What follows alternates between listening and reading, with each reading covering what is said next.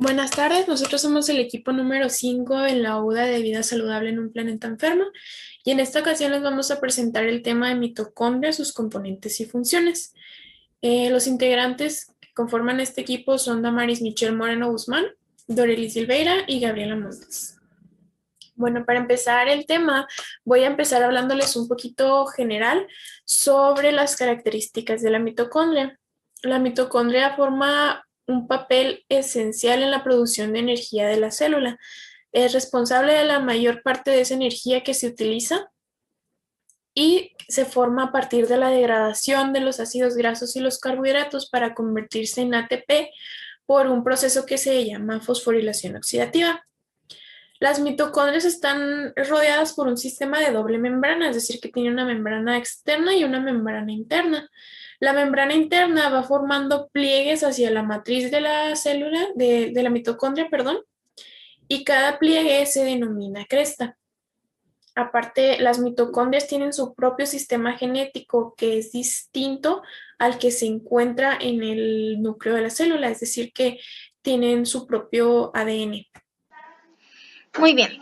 Los elementos que conforman a las mitocondrias vamos a iniciar primero por la membrana externa, ¿verdad? Este elemento viene siendo el borde de la mitocondria. Si se fijan, lo podemos encontrar de color rojo dentro de nuestra imagen de la diapositiva. El segundo elemento de mayor importancia vendría siendo la membrana interna. Este elemento lo vamos a poder encontrar de color amarillo. De igual manera es un borde, pero dentro de la membrana externa. Y el espacio que hay de la membrana externa a la membrana interna lo vamos a denominar espacio intermembranoso, ¿verdad? Que se alcanza a percibir de manera muy sencilla dentro de la imagen. Ahora, dentro de nuestra membrana interna vamos a encontrar varios elementos como lo son el ADN, las partículas de ATP sintasa, la matriz, los ribosomas, los gránulos.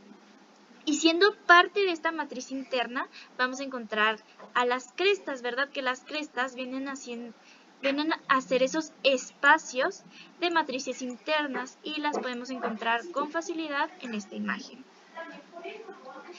Bueno, hablando un poquito de las mitocondrias, más a fondo sobre sus membranas, pues tenemos que las membranas mitocondriales están constituidas por fosfolípidos y por proteínas, siendo las proteínas el elemento de mayor cantidad, ¿verdad? Y cuando ambos materiales se juntan, cuando juntamos los fosfolípidos y cuando juntamos las proteínas, vamos a formar un retículo lípido proteico, que es, bueno, aquí lo tenemos, ¿verdad? Ahora, la fusión y la división de las mitocondrias es fácil, es sencilla, no es complicada, pero cuando tenemos dos células que poseen dos mitocondrias diferentes, esta fusión va a ser un poco tardada, alrededor de unas 8 horas. Ahora, la imagen que podemos encontrar en la diapositiva es una microfotografía electrónica de una mitocondria. Tenemos, por ejemplo, la letra MI, que MI vendrá a indicarnos justamente aquí, déjenme a ver si se ve un poquito mejor con rojo. MI vendría siendo la membrana interna, M vendría siendo la membrana externa y la letra C vendría siendo las crestas. Esta imagen ahora sí que es un poquito más detallada, un poquito más real de cómo vendría siendo una mitocondria debajo de un microscopio. Ahora vamos a desglosar un poquito esos elementos de suma importancia, como lo viene siendo la membrana mitocondrial externa, ¿verdad? Bueno, primero que nada tenemos que es permeable a los solutos presentes en el citosol. Bueno, ¿a qué nos referimos con permeable? Pues que los elementos, ¿verdad? En este caso el citosol, pueden pasar a través de ella, o sea, a través de la membrana externa, sin modificar nada dentro de esta, ¿verdad? Simple y sencillamente pasa y no modifica nada. Todo queda igual, todo queda bien, no hay ningún problema, simple y sencillamente pasa. Y nos dice que es permeable al citosol, pero no a las macromoléculas. También otra característica es que nos menciona que posee enzimas capaces de modificar a los ácidos grasos, ¿verdad? Para que de esta manera puedan llegar a la matriz mitocondrial. Una de esas enzimas, un ejemplo, es esta imagen de aquí, esta proteína se llama porina y es una proteína formada por láminas beta y funciona como un poro por el cual las moléculas se pueden difundir, o sea, por el cual las moléculas atraviesan. Ahora, es importante mencionar la palabra poro porque al momento de decir que es permeable, quiere decir que ese elemento necesita poros, o sea, para que un elemento sea permeable es porque contiene poros, y en este caso la porina pues hace precisamente esa función de poros. Nuestro segundo elemento vendría siendo la membrana mitocondrial interna. La membrana mitocondrial interna se encuentra muy plegada en las crestas, lo cual hace que sea impermeable a ciertas sustancias, pero permeable a las sustancias como lo son el oxígeno, el dióxido de carbono y el agua. Nos dice también que posee alrededor de un 75% de proteínas y un 25% de lípidos, lo que constituye un contenido de proteínas superior al de otras membranas celulares. Vaya que tiene muchísimas proteínas. Y estas proteínas vienen siendo proteínas transportadoras específicas que regulan el paso de metabolismos que son necesarios para la matriz mitocondrial, proteínas de la cadena respiratoria, que en este caso vamos a desglosarlas un poquito. Esta primera imagen, ¿verdad? No sé si se alcanza a apreciar con claridad. Esta primera imagen viene siendo el complejo 1 o la nicotamina adenina dinucleítico, ¿verdad? O NADH. Bueno, la función de esta proteína es que es la encargada del intercambio de electrones e hidrogeniones para la producción de energía. La segunda proteína de la cadena respiratoria viene siendo el complejo 2 o el succinato deshidrogenasa, ¿verdad? Que es esta de por aquí. Este interviene en el ciclo de Krebs y en la cadena de transporte de electrones. La tercera proteína de mayor importancia viene siendo el complejo 3 o el citocromo BC1. Ahora es, bueno, como un fun fact, pues cuando hay mutaciones de esta proteína, estas mutaciones tienden a asociarse a la intolerancia del ejercicio y algunos desórdenes del multisistema. Ahora sí que pues afecta demasiado tener alteraciones o mutaciones en este tipo de proteínas.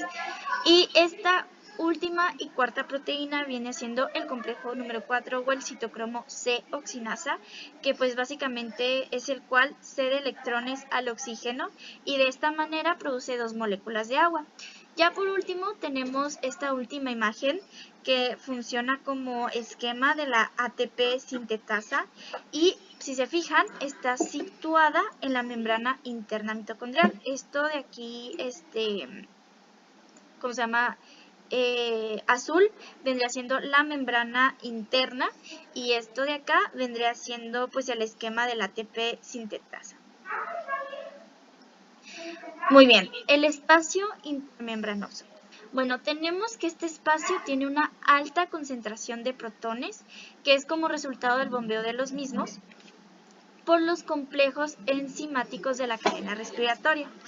También tenemos que dentro de él se localizan diversas enzimas que intervienen en la transferencia del enlace de alta energía, como la adelinatoquinasa, que viene siendo esta imagen de acá, esta es la proteína, o la creatina quinasa, que viene siendo esta fórmula química de por acá, que bueno, la creatina quinasa es de suma importancia observar sus niveles, sobre todo en una persona que tiende a ser un deportista de alto rendimiento. Resulta que cuando tú haces ejercicio y creas varias repeticiones del músculo, empieza a generarse mucha energía, ¿verdad? La cual viene a ser nombrada creatina quinasa, ¿no? Ahora, lo que pasa aquí es que la creatina quinasa tiende a entrar en un proceso de catabolismo donde al tener altos niveles de esta, ¿verdad? Empieza a comerse al músculo. Entonces, ¿qué necesitamos hacer cuando somos atletas de alto rendimiento? Pues no olvidarse de nuestro batido de proteínas, ya sea antes o después de entrenar, precisamente para que en lugar de que se se coma, ¿verdad?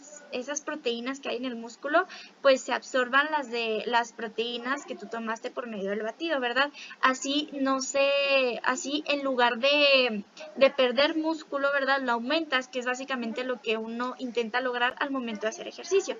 Es por eso que es de suma importancia pues tomar en cuenta estos niveles, hacerse exámenes de laboratorio para saber que no tenemos una creatina quinasa alta, que entonces en lugar de favorecernos a la creación del músculo, al contrario, ¿verdad? O sea, pues, no lo lleve para abajo, por así decirlo.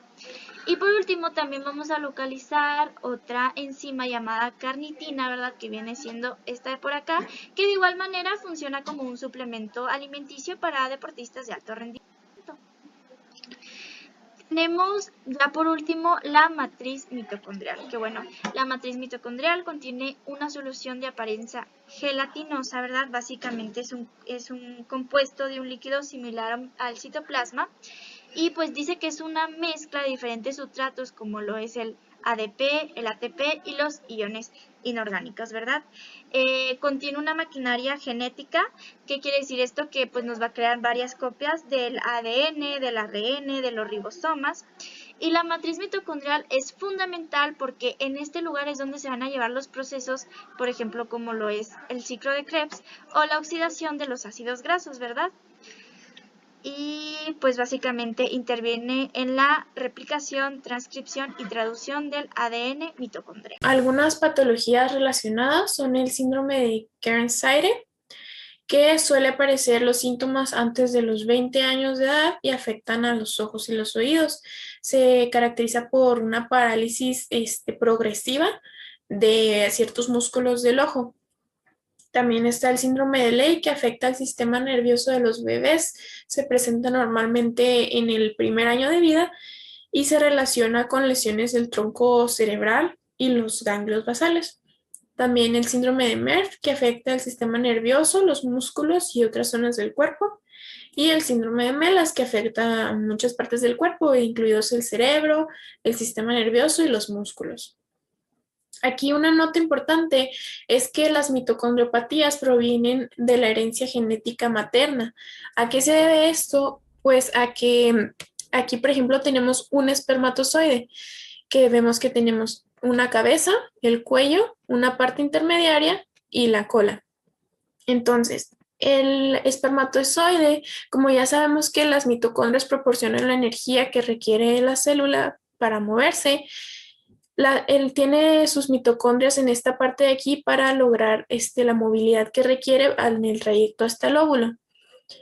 Y pues el óvulo, como vemos, tiene todas sus mitocondrias aquí dentro. Entonces, ¿qué pasa? Que al momento de ser fecundado el óvulo, sabemos que lo único que queda dentro de él, del espermatozoide, es esta cabecita, dejando fuera toda esta parte. Entonces las mitocondrias se quedan fuera y en el óvulo fecundado las únicas mitocondrias que quedan son las que pues estaban en el óvulo. Por eso, si llega a haber alguna enfermedad que se relacione con las mitocondrias, proviene de una herencia genética materna. Primero vamos a ver algunos conceptos que vamos a estar utilizando para explicar la función de la mitocondria. En primer lugar tenemos el ATP, que es el adenosín trifosfato, o también lo que conocemos como la energía que utiliza la célula para todos sus procesos metabólicos, la respiración aeróbica y la respiración anaeróbica. En este caso, pues se utiliza la aeróbica, puesto que produce una mayor cantidad de ATP.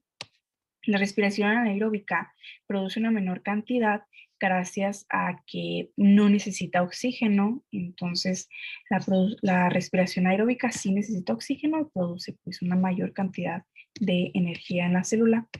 La principal función de la mitocondria es la obtención de energía para todos los metabolismos celulares a partir de nutrientes.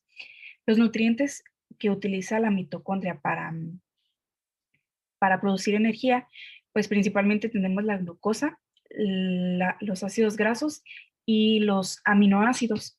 Estos tres, cualquiera de esos tres nutrientes se va a convertir en acetil-CoA, que es una enzima y que es lo que también hace que inicie el ciclo de Krebs. La enzima acetil-CoA inicia con 2 carbonos que se le unen al oxalacetato que ya está en el ciclo de Krebs, produciendo el citrato. El acetil-CoA se degrada y como resultado dan 3 moléculas de nicotinamina adenina dinucleótido, son estas 3, y una molécula de flavina adenina dinucleótido, que es la que está aquí. También como resultado se pierden carbonos en forma de dióxido de carbono y pues la producción de GTP, que es una molécula muy similar o equivalente a la energía que nos puede dar el ATP, igual que el FADH2 y el NADH, pues son moléculas similares. El NADH y el FADH perdón,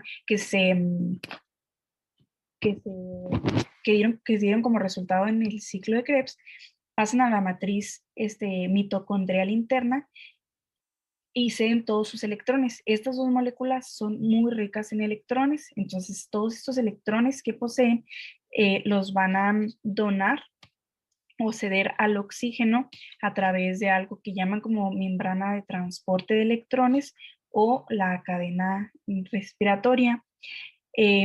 Gracias a esto se crea un gradiente electroquímico que después será utilizado por el ATP sintasa. ¿Qué es el ATP sintasa? Pues es una enzima transmembranal que cataliza la síntesis de ATP. A todo este proceso se le llama fosforilación oxidativa. Ya cuando se sintetiza, la producción de ATP se va a pasar al citoplasma, donde el citoplasma pues la va a almacenar y la va a guardar para cuando sea necesario o cuando la célula necesite energía, el ATP está ahí en el citoplasma. Pero por cada ATP que sale de la mitocondria, entran un ADP y un fósforo inorgánico a la matriz mitocondrial. Y de nuevo, con estos 2 se hará una producción de energía. Otras de las funciones que también necesitan a la mitocondria, pues es la apoptosis o la muerte celular programada. También en la reproducción sexual, la información mitocondrial viene solamente del óvulo femenino, es decir, el espermatozoide pues no cede ninguna información mitocondrial.